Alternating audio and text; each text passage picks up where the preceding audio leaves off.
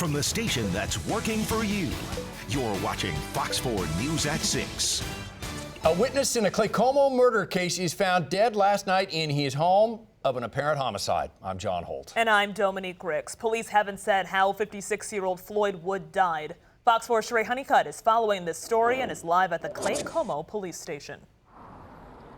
John and Dominique, the prosecuting attorney tells me that Woods is not only a witness in a murder and dismemberment from May, but he's also a victim of assault. Now, that case was on the docket for today, just hours after he was found dead, and investigators are trying to figure out if all of these cases are connected.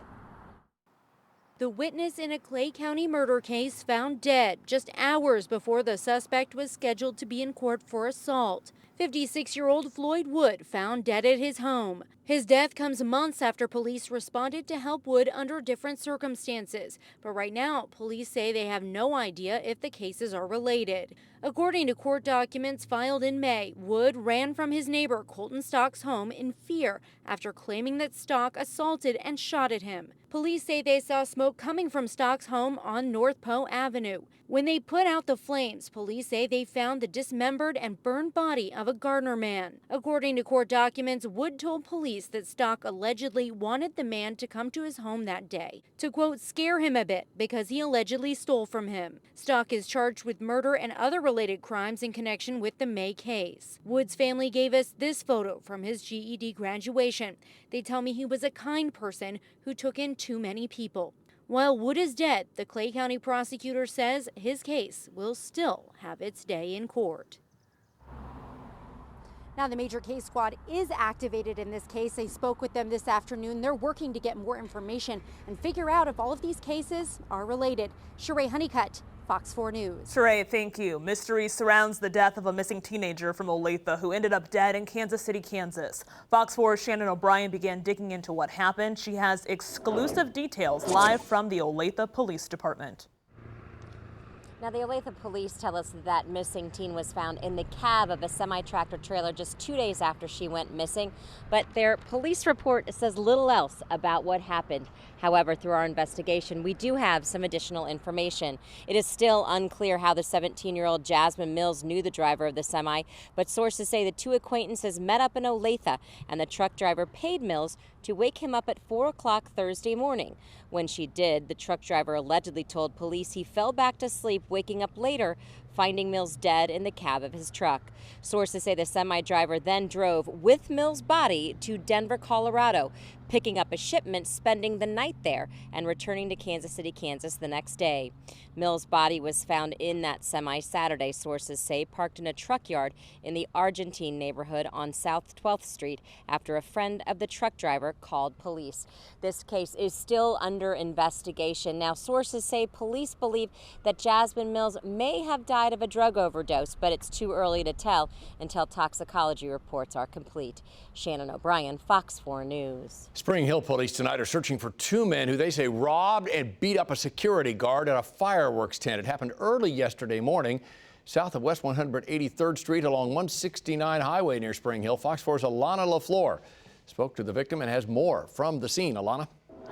The victim says he was working that overnight shift to help a family friend who was running the fireworks tent. That favor landed him in the hospital. Skylar Schimmel was alone at the time of the robbery. The thieves stole fireworks, his phone, his laptop, and a speaker. He says they knocked him out and broke a bone in his face. One of his eyes and one side of his face is swollen and bruised. He'll have to see a specialist when the swelling goes down. Schimmel says he froze when the suspects approached him. I was in the tent and make sure nobody was stealing. Well, I was up all night watching TV on my laptop.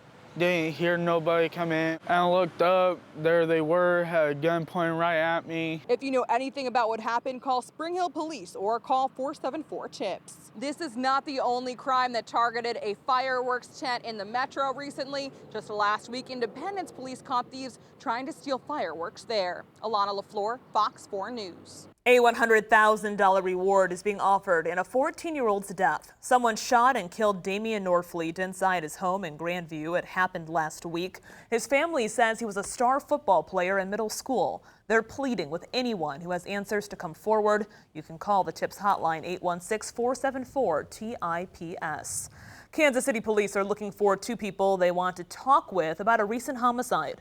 They're looking for 14-year-old Roger Williams and 20-year-old Paul Eichholz. Officers think those two know something about the death of 19-year-old Brianna Robinson. She died last Friday. Officers found her shot to death in a house near Blue Ridge Boulevard and Independence Avenue. A vigil for her takes place tomorrow night at Berry Road Park. About 100 protesters in Overland Park today demanding that Congress take action to shut down migrant detention camps along the border. The group carried a message to Kansas U.S. Senator Pat Roberts' Overland Park office asking that the government change course because they say children are suffering. Protesters say they are distressed by what they call terrible treatment of migrants by the government. We've got the opportunity to show Senator Roberts that they've got an opportunity to be on the right side of history, and we need to show the people are against the inhumane treatment of migrants. We are not about that in America, and things need to change. Senator Roberts responded to the protests in a statement saying he supports border security and keeping families together. Monday, President Trump signed a $4.6 billion humanitarian aid package. That money on its way to help immigration agencies overwhelmed by a surge in migrants seeking asylum at the border. A pest company that sprayed the wrong Northland yard for bugs is now apologizing. We told you about Bonnie Martin last week. She's dedicated her Parkville yard to birds and butterflies. Pro Pest in Belton sprayed her yard by mistake. Martin tells FOX4 the company apologized and is giving money toward her water bill since she used water to dilute the chemicals that were sprayed. Joe?